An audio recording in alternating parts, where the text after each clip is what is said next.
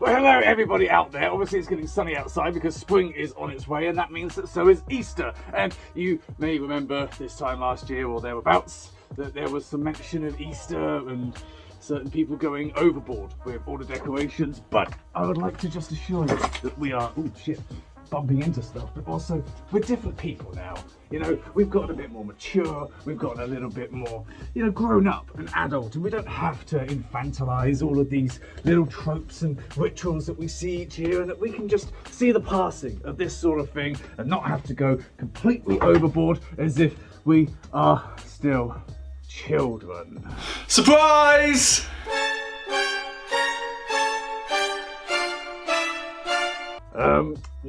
No, it really isn't. In fact, I pretty much expected exactly this to happen. Oh, come on, it's festive. No, it's fucking pointless. I'm putting this down. We're not even religious. Well, I mean, we're religious in the same way that all British people are religious. You know, we don't go to church and we don't adhere to Christianity in any way, shape or form, but we still do Easter and Christmas because we like chocolate and presents, and you know, we like getting all the good parts of religion without all of the structure and rules and rampant child abuse. Wow, talking about religion on the internet, you must really be feeling masochistic today. Oh, come on, you know what I mean, though. I mean, Christmas and Easter, they're not even really purely just religious things now. They're part of the social zeitgeist, and, you know, it's part of the nation and the world. It's what everybody fucking does, just about. Like, no one really cares where these religions come from or what attachments they have. They just enjoy, you know, their memories and family time and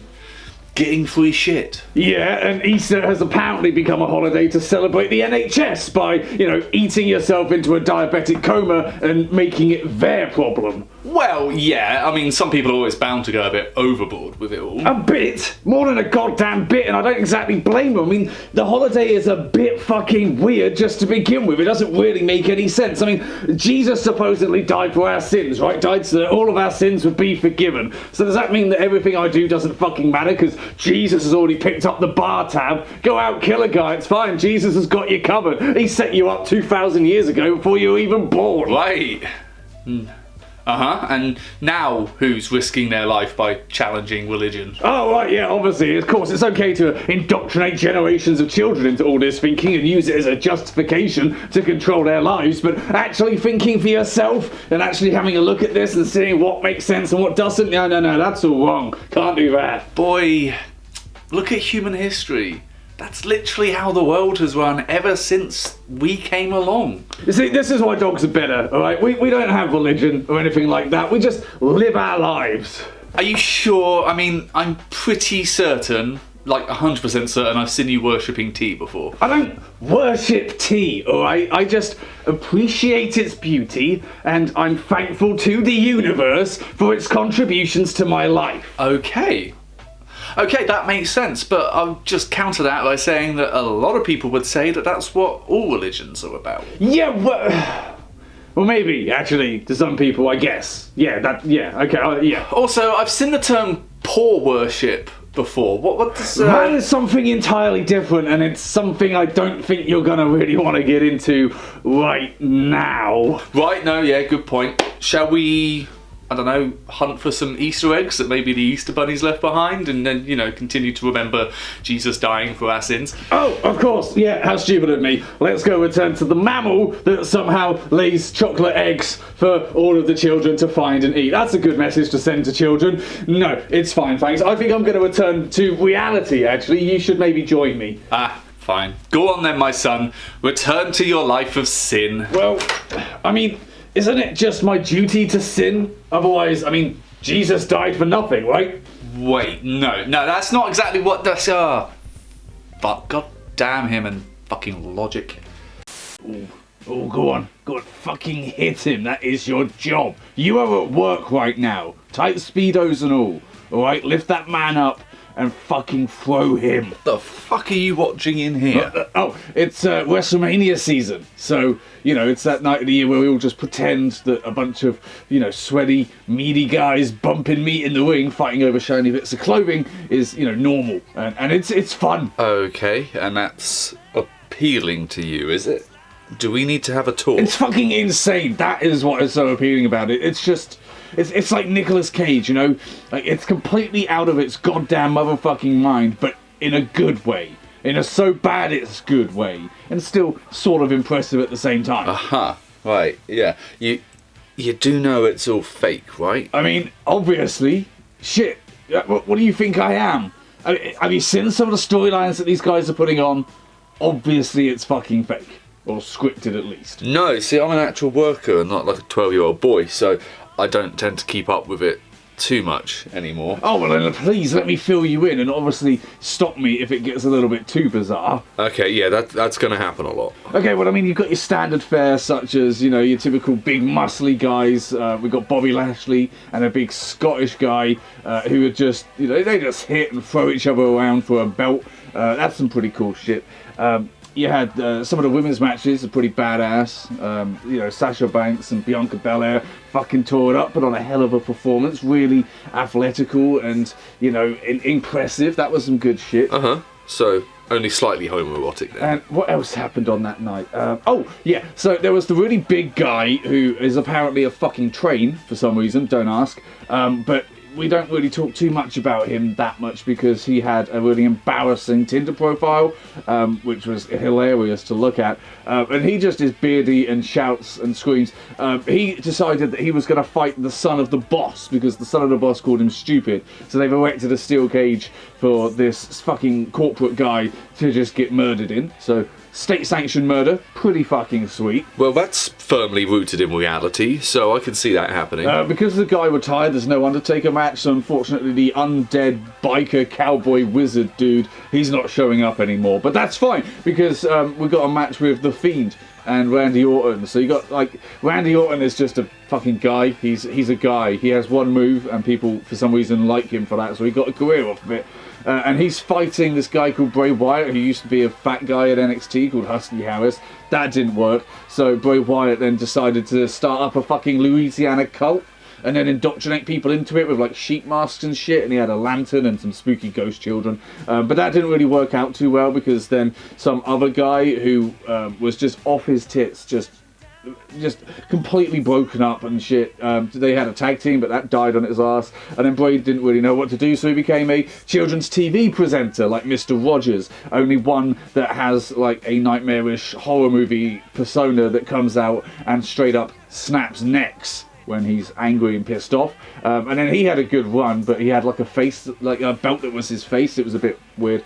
And then he sort of went away, and then they came back with Randy Orton, and Randy Orton for some reason burnt him alive. Just burnt him in the ring, but it didn't kill him. And and there was this like female wrestler that he has as well, who she just joined in now and is just apparently also got supernatural powers. So that'll be a very interesting match to watch. I've just realised how weird that sounds now I've said it all out loud. Okay, alright. You have to be making some of this up, right? I mean, surely this isn't what they put on live TV that people tune in their thousands to fucking watch, yeah? I shit you not, this is all happening. Like, I wanted to make something up to throw you off, but I couldn't make anything up that wasn't as ridiculous as what I'm actually going to be watching. Why do you even watch this? It's just like mindless entertainment, you know? You just switch off your mind, totally disengage, and just enjoy the spectacle. You know? Sometimes that's all you need. It's all you're in the mood for. I mean, I guess I can see that, but... Yeah, and I mean, you like those Neil Breen films, despite the fact that from a technical standpoint,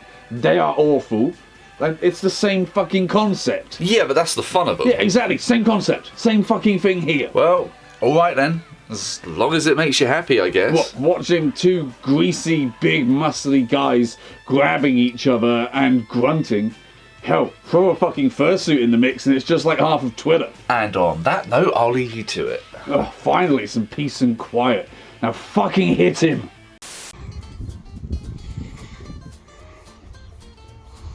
Let's go.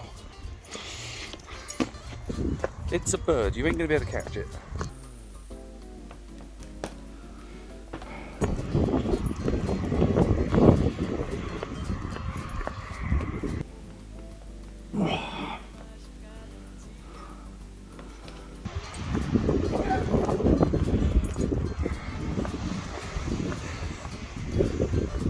He's a happy boy. He's a happy Milo. Fucking thing. Oh, God.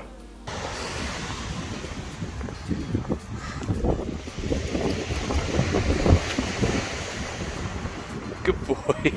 Good boy. Oh. Ginger biscuit. There you go. Hey, good boy. Hey, good boy. Well, pretty fucking shit. See, why on earth would Artemis not want to come out and join us in this spectacle? Yeah? Even if this is a nosy boy, has to look at absolutely everything he sees. What's over there? Is it nothing? Is there nothing? Oh look, there's weather going on. Most exciting part of some people's day. Good boy. Let's go.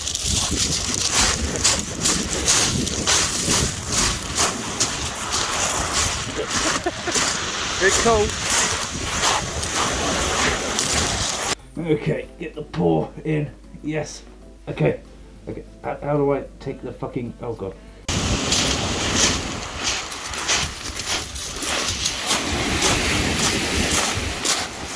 Okay.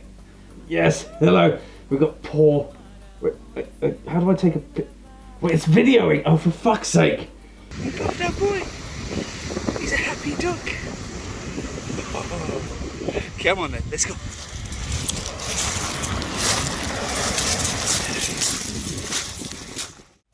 Good boy, there we go. Oh, fucking hell, boy. Have you even moved since I left? Well, I mean, I've moved enough to avoid getting any bed sores, and honestly, that's enough for me. That's my fill. Is it really? I mean, look at what me and Milo have been up to out there. It's fucking beautiful out there. It's a beautiful day. Oh, yeah, lovely. Full of moaning, whiny motherfuckers flooding down here just because we have some sand and some water. And that's it. But it's so sunny, and it's been so fucking long since we've been able to actually enjoy that. I mean, I wouldn't enjoy it anyway. I mean, do you know how much attention I get in the streets, alright? I cause some heads to turn, let's just say that. Honestly, I thought that they would just discount you as another side effect of their rampant heroin addiction. I mean, it's not really that hard to think of you as a fucking hallucination, especially for most of the dregs of society that call Weymouth their home. Well, to be fair, I do think a few times that has most definitely been the case, especially with some of the looks I've gotten, but no. I'm more than happy for Milo to be the one that ventures out there and gets to deal with, people. And so is he, I reckon. Just a shame about the other dogs. Oh, I mean, it is understandable though, isn't it? A bunch of strange dogs that you don't know invading your personal space, and then, you know, couple that with the fact that it's busy around here, there's a lot of noise going on, a lot of cars, a lot of strange sights and sounds and smells. Like, nah, I get it. I'd want my fucking personal space. I'd be telling them to fuck off as well. I get it. I mean, sure, I don't really blame him. It'd be nice if he was a little bit more social, you know?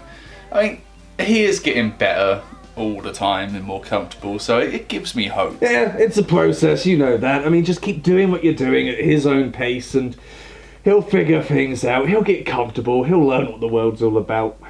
Apart from pugs, obviously, he's not going to be comfortable with them. He fucking hates pugs. Yeah, he really does, doesn't he? I mean, he's barely even met a pug, so God knows why. But I mean, they are incredibly bitchy dogs. I mean, they're always fucking gossiping, and they're so snooty and up their own arses, and you can never trust them. I mean, if you put two pugs in a fucking room together and you sit there listening, you'll learn every fucking secret everyone has. Jesus. What, seriously?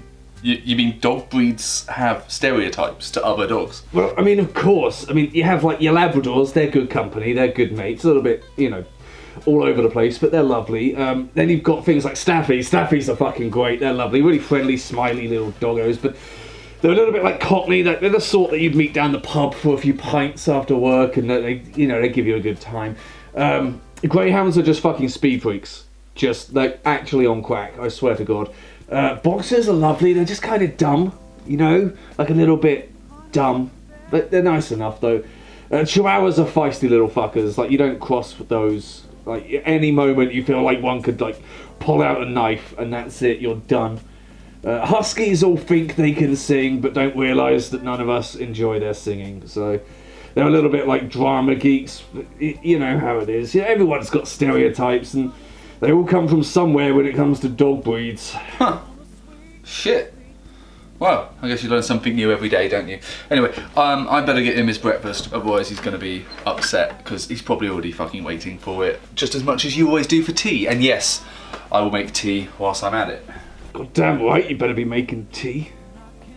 Jesus, dog stereotypes. I fucking will believe anything. Goddamn idiot.